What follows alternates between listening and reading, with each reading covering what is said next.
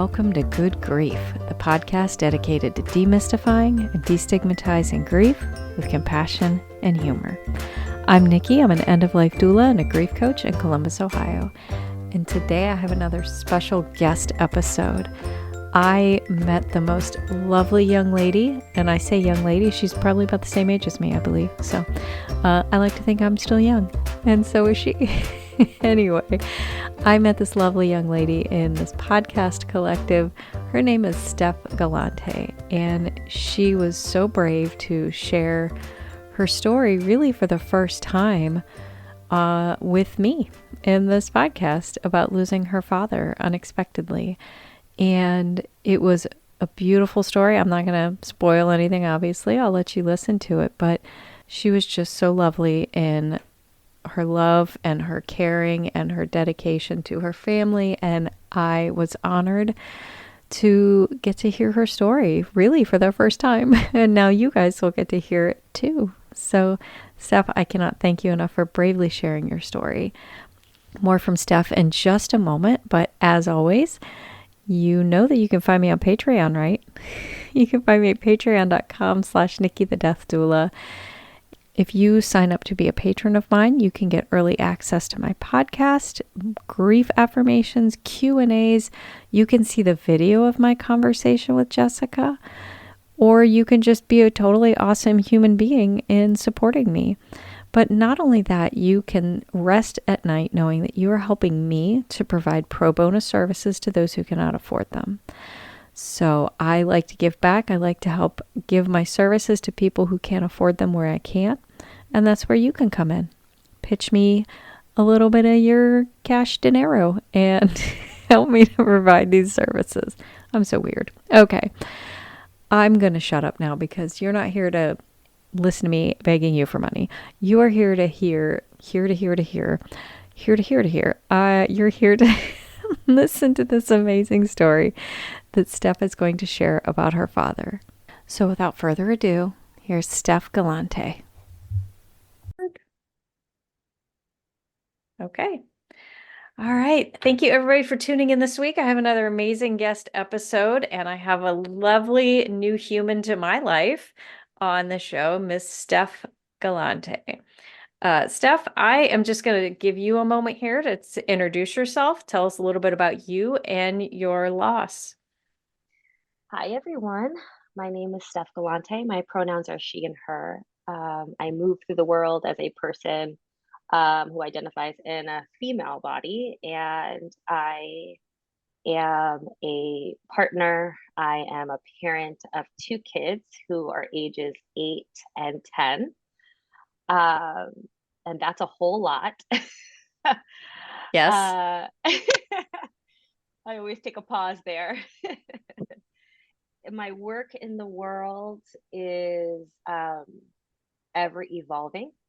Mm-hmm. I am a self-care coach. I work very hard in disrupting what we have been taught out in the world about wellness, about fitness, about health, mental health, because all of it's wrapped up in systems of oppression and keeping us very unwell, unfortunately. And so my work centers on helping people who are liberation focused, whether that's in their life or in their work. It doesn't have to be the work that they're doing, but especially people who are burnt out and overwhelmed. I mean, that's so many of us, unfortunately. Yeah. I try not to say we statements, right? But it really is at this time in our lives. And I assist them in honoring what they are experiencing presently within these systems, and within understanding we still have to work and we still have to show up to our responsibilities, and how to honor all of that within their self-care. So honoring what is present for them in their lives and finding ways to allow self-care to be easeful and more of what they need rather than what they feel like they should be doing. I am an Ayurveda practitioner, a yoga practitioner. I teach these modalities too, but I honor them as well in the lineage and the roots and the philosophy and the wisdom that is so ancient. I also carry with me the identities as a daughter of immigrants. And so, first generation here, I moved through the world in a brown body. And so, all of this, you know, is interwoven in how I move through the world in my work as well as my experience with grief. My dad passed away almost 7 months ago now, very unexpectedly. Oh, He had a stroke in the middle of the night, and my mom found him. And oh, yeah, it was awful. yeah. And life has just been completely upside down and nonsensical ever Hmm. since then. Yeah. Oh my gosh, I bet. Yeah, those sudden losses, no loss is easy, right? And no one's Yeah. it's nobody can make the objective claim of this one's harder than this one, but those sudden losses really throw us for a loop. Yeah. Absolutely. Because you can't, I mean, nobody can really plan for their death, even if with a terminal diagnosis, you never know how it's going to go down. And I deal with this a lot in my line of work, but those sudden ones just really pull the rug out from under you and upend everything in your life. Hmm. So, what was your dad's name? Winston. Oh my God, I love that name so much. I don't know why, but I love that name. That's a great name. Well, tell us a little bit about Winston. Oh What my kind of man gosh. was he? What kind of father was he? He, my dad loved his family, was everything to him. My mom was everything to him. I have two siblings. I'm the youngest. I have an older brother and an older sister. My dad came to this country when he was about 22. He was an immigrant from Jamaica, and he was very poor while he was Okay. there. He had an eighth grade education because he stopped going to school when his father passed away, so that he could work and help his mom. Okay. And he came here for education to better his life. He met my mom a year after being here, and then he never went back. I don't know if he ever intended to go back to Jamaica, Okay. because, at that time, I mean, this was the late 60s, early 70s. The people Hmm. came, they worked, they went back, they had their experience. But he met my mom, and that was it. And we were all born shortly after that. And my dad, it's complicated too, because that American dream, that elusive American dream that people Hmm. talk about, I can say honestly, even under the systems of capitalism and, white supremacy culture, my dad achieved it Yeah. against all odds. And he was always working, Hmm. making sure that we were safe, that we had a home, that we had all the necessities and then some.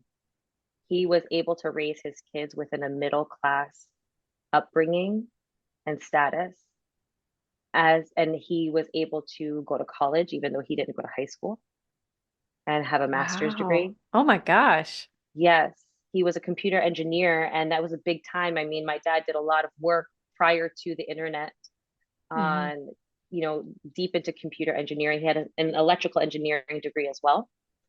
He worked for AT&T many years, and so like groundbreaking work. That it's funny enough, I don't know if he told us about when we were little, but as people started to find out when he passed, they would tell stories of projects they worked on with him. And Oh, it was so really? impressive.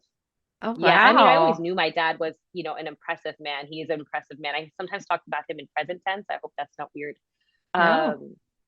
Um, but to hear those things from people, things that my dad, he just did the work. He didn't do it for the accolades. He did it for the money so that he could make sure that we were all taken care of. That's what he did it for. Yeah. Oh, It wasn't wow. for him. And eventually he transitioned into teaching at the college level. And that's, he had always said he was going to teach forever. And he was 76. He taught that day. Wow. Yeah. He had no intention of retiring anytime soon. And so his work, I talk about his work a lot because, he loved to work. He loved his work. Hmm. And that was so much of who he was because, growing up in the 80s and the 90s, I feel like, parents were different. Some of them Yeah, were, the parenting culture is different now than it was then. absolutely. And so my dad very much was the breadwinner. He was very much the person that made sure we were financially stable. Okay. And he was also very present as a father too. He had very high expectations. I mean, we were always reminded that we were privileged to live in this country. And that was very annoying at many times, but I understand now as a parent, now Yeah. given our current climate too, Mm-hmm. financially, politically, etc., Yeah. what that meant. Um, and so he definitely was, even though he worked and he worked hard, he was still very present in our lives. Okay. And that was important to him too. And was always a very present grandfather too. And I think that's been the hardest part of the loss. But there are many hard parts, but um, we all live very close by one another. Mm-hmm. And my dad was a part of our everyday life, my kids' everyday life. Yeah. And so that for me, in my adult brain, the loss of the wisdom, the loss of his experiences that he could Mm-hmm. share with my kids, um, it's immense. What he's missing out on and what they are missing out on because he loved his grandchildren. He had 9 grandchildren and a great grandchild. And it was so funny because once my brother, my sister, and I had kids, and my sister and my brother had kids earlier than I did, but his grandchildren became his life. And we would come over, he would see, his kids. He'd be like, "Hey," but then the big hugs and all the attention would go to his Oh, grandchildren. We're like, "Hello, like, still here?" And he's like, "Yeah, it's we're my here life." too. And yeah, but it's all about his grandkids. And my kids were very close with him. Mm-hmm. They had all of the grandchildren had a very close, very, or if not close, a very special relationship.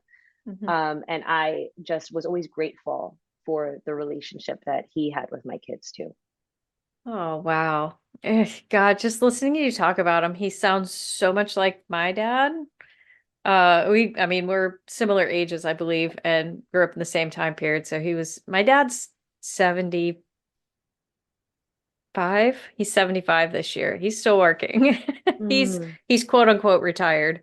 But he's always been like the breadwinner and loves working, loves his work. But he always made time for my brother and I. He always carved out time for us. He's just, big loving. I love that. I love when I can hear stories of people who have those fathers that are, make themselves present for their mm, family and their kids. So I imagine then, as you said, his sudden departure was traumatic for everybody, to hmm. say the least. Yes. Yeah, tell us a little bit about that. Like, how did the first couple days go after everybody found out what happened? So he was rushed to the hospital, and my siblings and I met my mom there. It's a night I'll never forget because I always put my phone on silent Hmm. at night. And that night, I woke up in the middle of the night, which is not uncommon. And usually try not to look at my phone because then I'll be like very focused on what time it is and the fact that I'm not sleeping. Yeah. Yep. Same. Something made me look at the phone, and I noticed my sister texted me. And I was said to myself, I remember this so clearly. Oh, you know what? I forgot to get back to her about this thing we were talking about. Mhm. But then I looked closer to my phone and I saw all the notification bubbles. There were quite a few, more than I would normally have Yeah. in the middle of the night. And I was like, let me check this. And I will never forget her text message said, "Call me." Oh no. And I was like, oh God, something happened. Yeah. So she called me and she told me that my mom had found my dad unresponsive in the bathroom and that she was at the hospital with my mom. Apparently, my mom could not reach any of us. Finally, got my sister's oldest, who was an adult, and then all the chain of calls started. And so I'll never forget. I mean, from the time of I think it was like 1:30 in the morning till 6 o'clock, when then everybody was notified. That was the longest 5.5 hours of our life. Yeah. And I will never forget, I mean, getting to the hospital. So my niece's partner came and picked me up in the middle of the night. And I don't know, I don't think I ever imagined what the my first experience of losing a parent would be. I never expected this. Mm-hmm. Um, and I don't know, Nikki, like it was as if I knew what I was going into. When I Mm-hmm. got the call, it was as if I already knew what the outcome was going to be. And I cannot say how I knew that. Yeah. Um, and so get to the hospital, my brother and I got there at the same time. And, you hear the words of, it seems he had a stroke. Um, and from the scans, it looks as if it is in the area of the brain in the brain stem where it's inoperable. Oh God. And so, that powering mechanism that allows for the rest of the brain to be powered was no longer functioning. The brain was fine, Mm-hmm. but the powerhouse, the power source Yeah. was completely compromised. Oh. And I don't know. I mean, there's a sense of numbness. There's a sense of, you kind of dissociate because you just can't believe, you see it in movies, you Yeah. see it in TV, you hear other people talk about this stuff. And I don't say it as in like, we didn't think it could happen to us. Like, why would this happen to us? Like, no, it wasn't that. It was Mm-hmm. just, it is so unbelievable. Like when you hear it from other people, whether it is in TV or movies, or you hear it from somebody else, it is so unbelievable Mm-hmm. that people can actually experience this. Yeah. That when it happens to you, it is even more unbelievable. You Absolutely. just can't make sense of it. Mm-hmm. And what made this even more complicated and hard was that my dad's sister passed away from a stroke 6 years prior. Oh my God. Same place in the Ah, brainstem. what? Yes. I don't want to say it was hers was more expected, because it wasn't. It of course came out of nowhere, but their health was different. My father, he had high blood pressure. Okay. That was it. He was active, he was working, he was able bodied, he had no other health concerns or conditions. So when I say like this literally came out of nowhere, Mm-hmm. and we had gone through it with my aunt, but again, a separate experience. And of course, she's my aunt. We were very close. That was my first big loss, but it wasn't my parents, who I'm very close to. So the relationship is different. And so, that was all, that was in the back of my head of, oh gosh, we've been here before and this is really hard. But now, to see my mom just completely gutted Yeah. and, you know, beside herself, and everything changed that day. Everything changed. My siblings and my roles in our lives and in our families completely changed. Um, to make those calls, family. We're lucky. I live in New Jersey, and much of our family, my parents, siblings, nieces, nephews, etc., live in New York. So people came in the middle of the night. My dad was in the hospital from, that was now Sunday, or sorry, Saturday. And we had to make the difficult decision of what we were going to do, Yeah. because I was raised to believe in science and my degrees are in science. Yeah. Science is also complicated. Western science is also complicated in Yeah. terms of, the hierarchy of Western science over sciences from the rest of, the world's areas. I think my mother was holding out hope that there would be some sort of miracle. We were also raised Catholic and faithful. That's Gotcha. complicated for me too, Yeah. because I no longer have a relationship with the Catholic Church. Mm-hmm. While I do still believe in God, and you know, I've had a complicated relationship with God since my aunt had her stroke.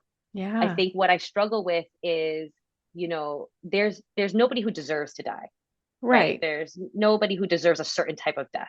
And there's nobody who's above, like this shouldn't happen to us. Like I know people say that and it's the grief talking, but Yeah. usually people don't mean it that way, right? Like that Right. you could Right. die from this, but like we can't. You know what I mean? Like that Yeah. not at Yeah. all. Yeah. But my aunt and my dad were believers. I mean, they were devout. And I'm like, and this is how they go? I'm sorry. And I don't know what I would have wanted instead, honestly. Like when I say that, I Yeah. realize that sounds irrational. But I'm like, damn, excuse me.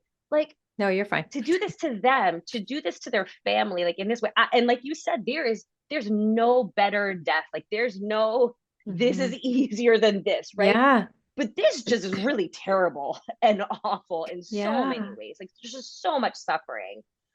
And and honestly, like and that's not the only reason why I've had a complicated relationship or no relationship now with the Catholic Church. I mean, I don't agree with many of the teachings and et Sure. cetera. But um I think my mom was holding out for the miracle. And I think, the science part of me knew there wasn't going to be one. Right. I knew that. I know too much about the body through my education, right? Mm-hmm. Of there's no way he can come back from this. And even if he did, he would not be like anywhere near who he was. Right. And Right. he wouldn't have wanted that. Mm-hmm. My dad, it was, be able bodied and healthy and out and doing or nothing. Mm-hmm. Yeah. He wouldn't have wanted it. And, he wouldn't have wanted a other way of living where he would have to be cared for primarily. Mm-hmm. And so my mom, you know, left it up to me, my brother, my sister to decide. He was on life support from the moment he was in the ambulance. And so we had to make that decision of when to Yeah. stop that. Oh my gosh. Oh wow. That's and yeah, like there's just no preparing for this. There's none, No. right? There's no even if I I work with the dying, I work with people who have terminal diagnoses and they may have had whatever their disease is for years. There's Mm, still no preparing for that. And when they do die, their family members are like, how did this happen? And like they know how it mm, happened, but still it's like, how could this happen? Especially those that are younger. Um, I think every client except one I have has been under the age of 70. And to have that, and not saying like, it's easier because your dad was in his 70s. Like, of course not. My parents are mid 70s. They could be 95 when they die, and I'm still going to be like, how did this happen? Right? mm, Like, it's mm. just, there's no preparing for it. There really isn't. And then to be faced with that decision. Oh my gosh. I can't. I can't imagine that. I mean, I can because I've seen it, but at the same time, it's just there's no preparing. That's why everybody says, I can't imagine because you can't, there's no, yeah, there's just no I preparing for that. I agree, and I wondered, like if there had been a diagnosis, would we have at least had our a chance to start to wrap our mind around Right, losing, right. right? And it, like you said, not that that makes it any easier when the day comes, Mm-hmm. but I think it has just literally like out of nowhere this happening. Yeah, And my mom has been in this country her whole life with him, except for like 1 year, like the first year that she came before she met him. mm-hmm. And so like that disruption to her, like at this time of her life, um, has just been so difficult. And, she just really and understandably was beside herself while we were there. I mean, we all spent as much time as we could. It was hard for my mom. I think, she wanted us to encourage him to like come back and fight to come back. And I felt guilty, but I was proud of myself. Like I never said those words because I didn't believe it. Right. And I was just like, I have to honor what is. And what I have to ask for is peace for him and peace for us. Mm-hmm. Because the thing I grappled with was I knew he didn't want this. I believed he was still with us, like in the hospital while he was still on life support. I believed he Yeah. could hear us. Mm-hmm.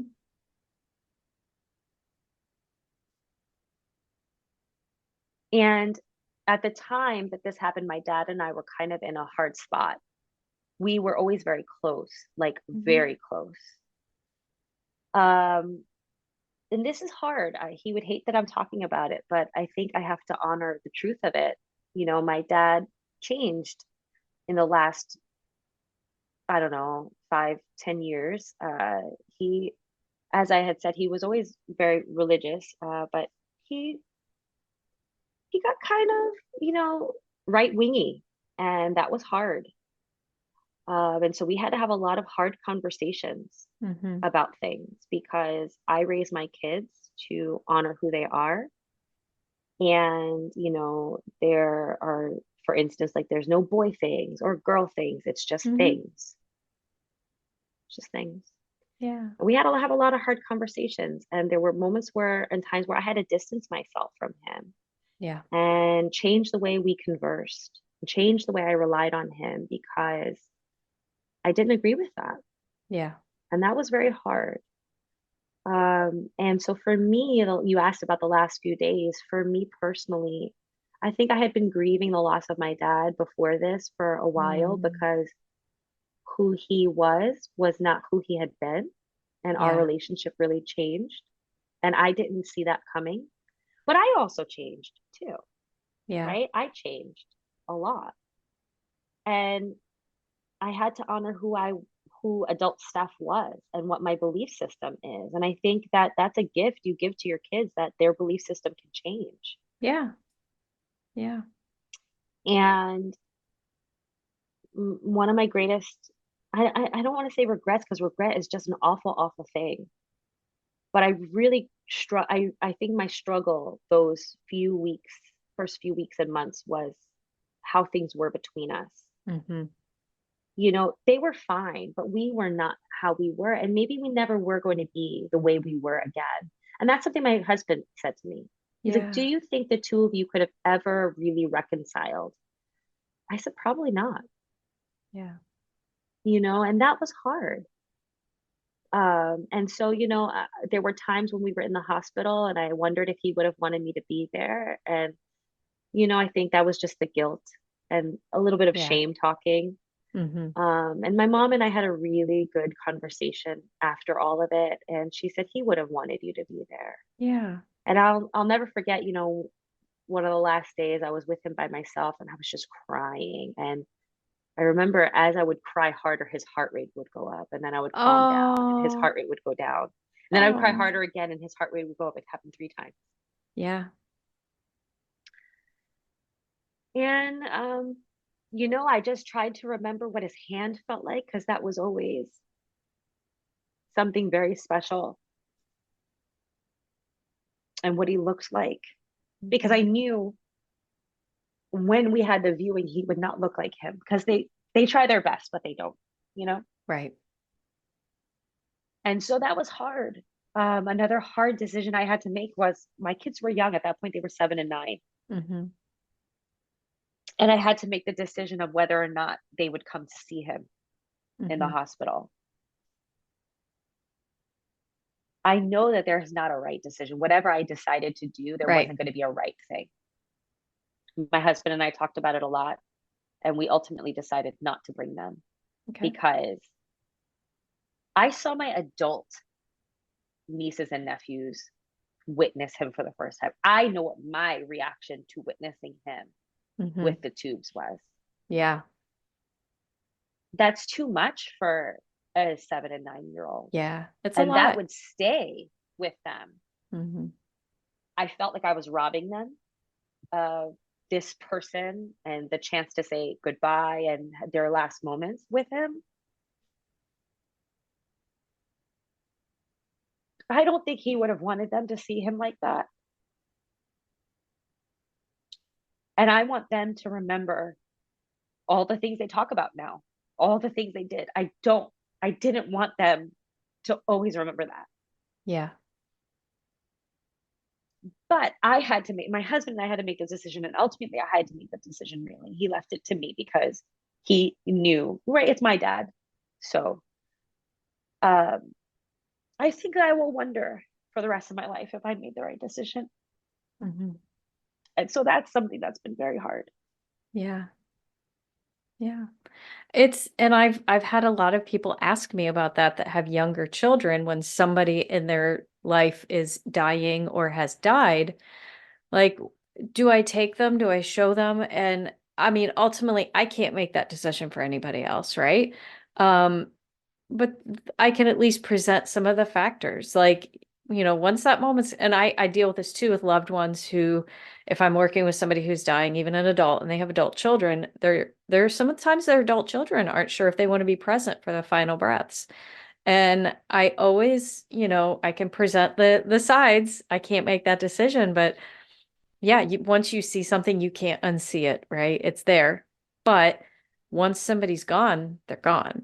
Like you can't bring them Mm-hmm. back. You can't ever get that moment back again. So it's one of those, there is no, like you said, there's no right choice with that. There is no right choice. So whatever choice you make is the choice you make. And that's just, you can't regret though. You can't go on kicking yourself and living in regret. So, you know, the decision you made is your decision, and that's just how it is. And it made sense, to you, and it made sense to the universe. So that's okay.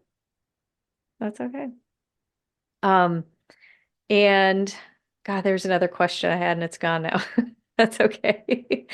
Um, Interrupt me if it comes back, I will, or I'll believe me, tell you I something will. else. So now doing what you do with your coaching, your self-care, and you seem very in tune with all that. I'm curious because I know I have this issue. I'm around death and dying a lot, but when it happens to me, I don't know what to do.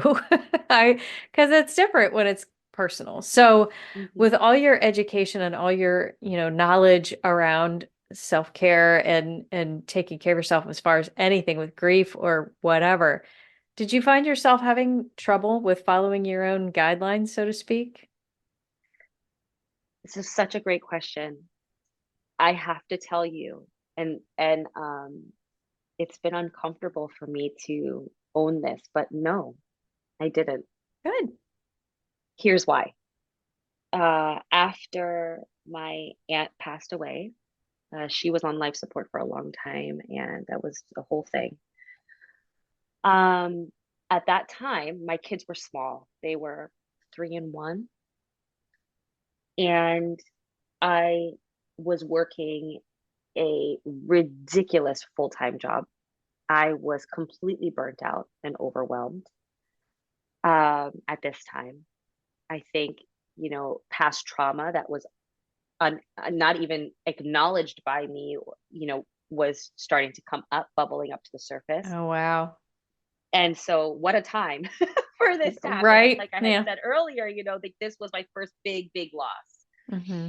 And so my life completely spiraled out of control because I did what most of us do, which is just push forward. Because what does Western society tell us to do? Take your day, take your 2 days if you're lucky, to Yeah. get them paid, and Hmm. push everything down, like you Yep. were just indicating, and just keep on going. Yep. And, be strong. Suck it up. Suck it up, buttercup. That's right. And so, no surprise. So this was September into October. No surprise that by December, everything was just unraveling left and right, left and right. And Hmm. it got to the new year, and I felt like a shell of myself. And I said to my husband, something has to give because something's going to break. And it Hmm. quite likely is going to be me. Yeah. And so we started having very frank conversations. I spiraled into I don't know what it was. I can't call it grief. Maybe it was. Hmm.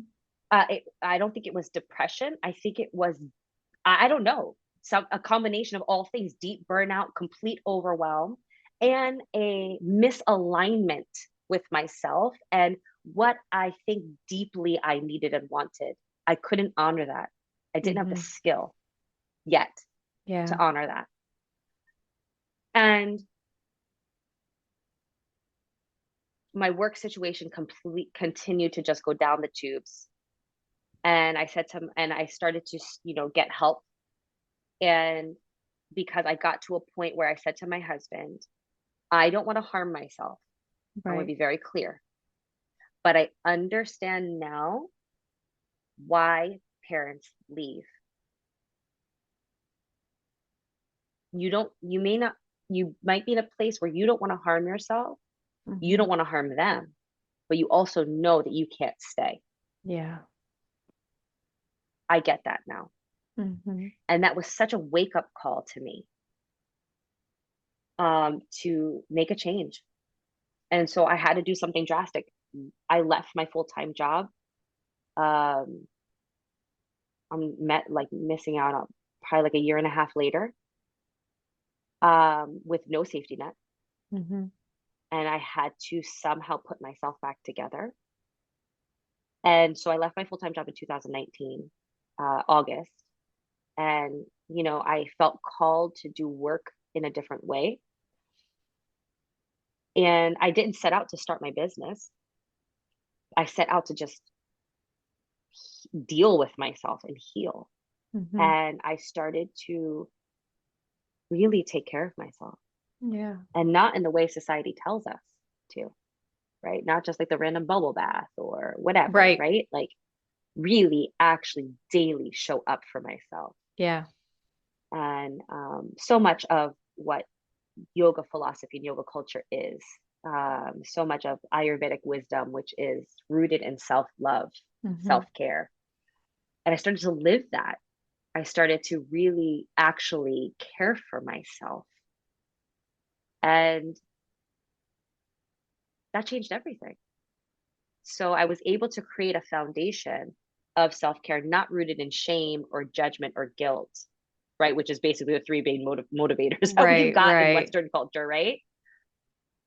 And I started to really tune in, and I started to create boundaries, and I started to create more healthful ways of being where I wasn't shaming myself into this or that. Mm-hmm. And started to do work that was a little bit more fulfilling, rather than, just doing what my boss said and having to deal with her being upset with me all the time. Mm-hmm. And so the first email that I sent out to my email community after all of this happened with my dad was, I have been building this foundation of self-care for myself since August 2019, and I had no idea that this is what I was training for. So after I got that call from my sister and I got myself dressed, I grabbed my water bottle. I grabbed my purse. I didn't make sure my wallet with my ID was in there. And I knew I needed my ID to get into the hospital, Right. but I didn't even check that. Wow. Grabbed my water bottle. And so when I say to people, because we are so immersed, those of us who've grown up and raised in Western culture, it's so enmeshed in everything. We Yeah. don't even realize it. Mm-hmm. That for me to have the, you know, unconscious, subconscious thought to get the damn water bottle, that said so much to me, Mm-hmm. Mm-hmm. because the one thing I made sure of when I was in the hospital, when I was home, was drink my water, eat my meals, and sleep. And I leaned on that. And I Yeah. was so proud of myself. I didn't think about it. I didn't feel guilty about stepping away from my dad, stepping away from my family. Nothing. I didn't do that to myself. And Nikki, I don't know that this is why I had to go through all of this, right? Mm-hmm. To be ready for this. I have no idea. I don't know. That's a universe can explain that to me some other time, Mm-hmm. right? When I maybe move through this a little bit more. Yeah. But and so people are like, wow, you seem to be handling this so well. I'm like, no, Pete, like, let's pause on that. It's just I've done it the other way, and the other way doesn't work. The other way, Yeah. I was not present to myself. I was not present to my husband. I was not Mm-hmm. present to my kids. I wasn't present to anything. And in this way, I can be present in the decisions as well as in the grief. Mm-hmm. And I think that that's what we need to do. And that's just not what we're taught. And I had to learn it on my own because I did it the other way that society says that we Yeah. need to do. And it Yeah. doesn't work. Surprise, surprise. Mm-hmm. Funny that. right? And so, like I didn't work out, and I, I've been in a healing relationship with food and working out because I'm an ex-fit pro who like, was always like go, go, go, and that whole thing. So Hmm. the last 2, 3 years I've been healing all of that. So I was proud of myself. I mean, like I have been consistent with eat, drink water, and sleep. Good. And I've been taking massive breaks. And that was something I had started doing a couple of years ago, which was building breaks into my day Hmm. as a solopreneur, which is really hard because, when you come out of 9 to 5 work, and you're like, oh, I'm going to still work 9 to 5 in my business and I'm going to make sure I like work really hard. And it's like, no, we don't have to do that. Nope. And so I learned how to take breaks. And so that has been so, and like just everything for me is the Yeah. breaks. Yeah.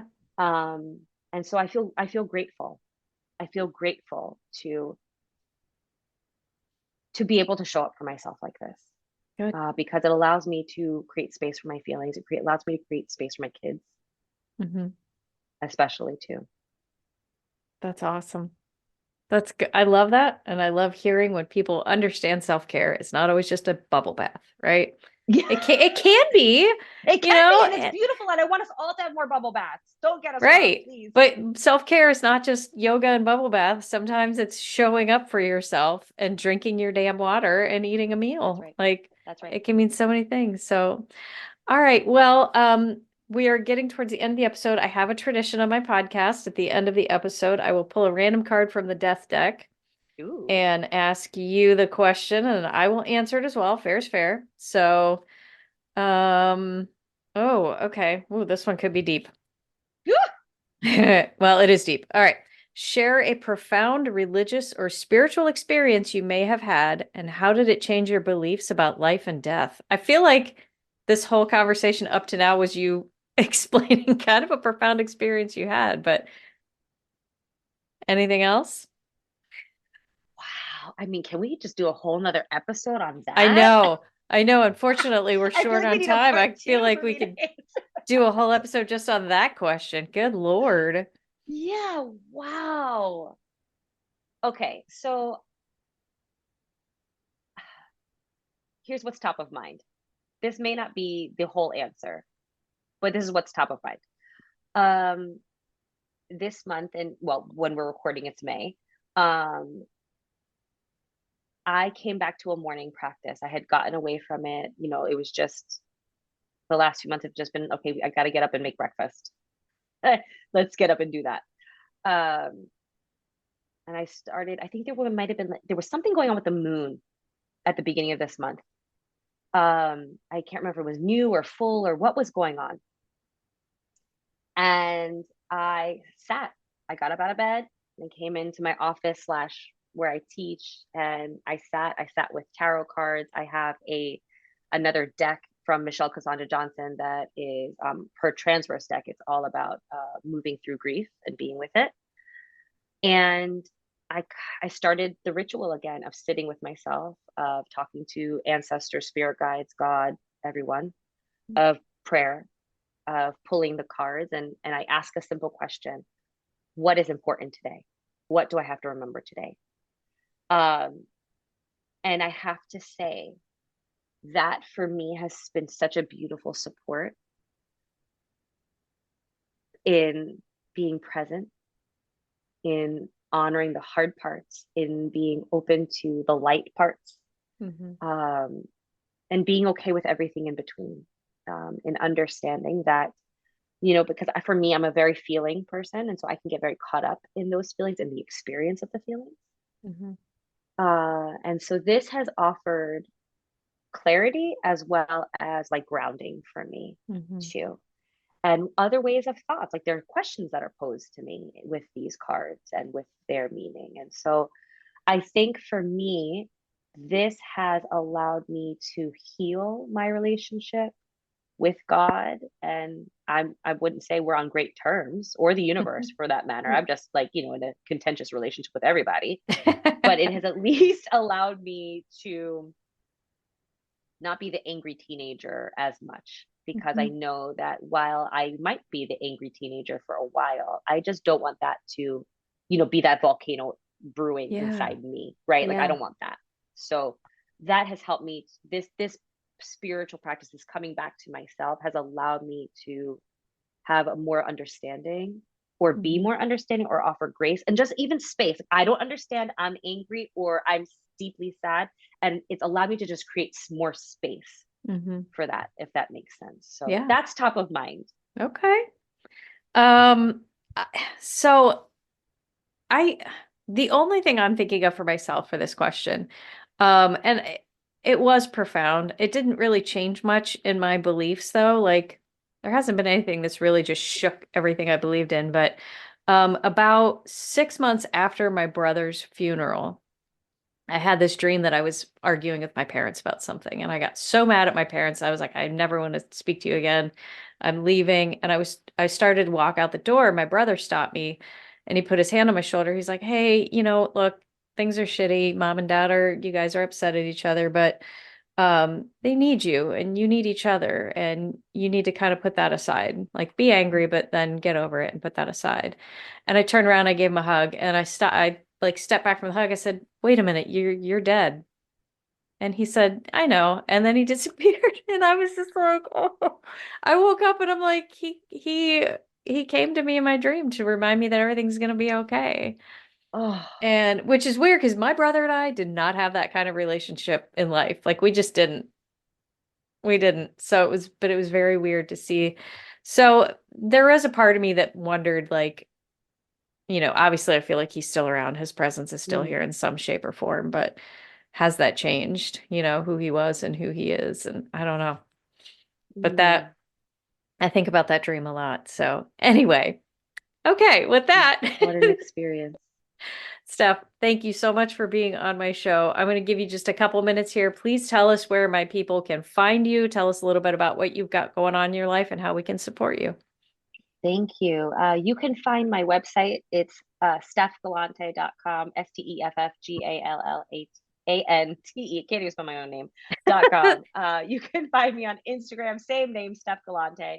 And I encourage you all, sign up for my newsletter if self-care in a way that is just done with the bullshit and all about you, and, honoring what you need, and honoring your relationships and the way you move through the world.